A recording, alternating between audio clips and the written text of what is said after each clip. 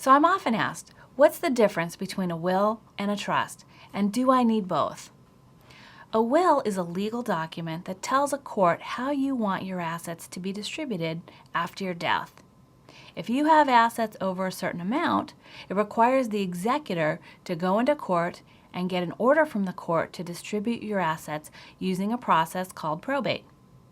Probate can take quite a long time here in California, and it's typically quite expensive.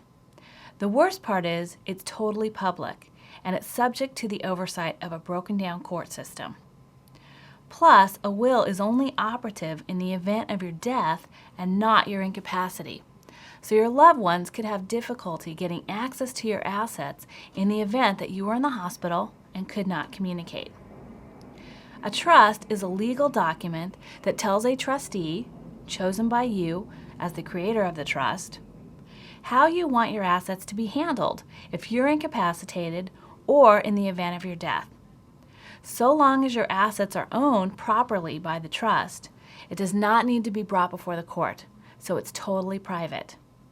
And the person you choose as the trustee has total control over the process, which is a lot less expensive and much quicker than the court process we call probate, which was required when all you have is a will.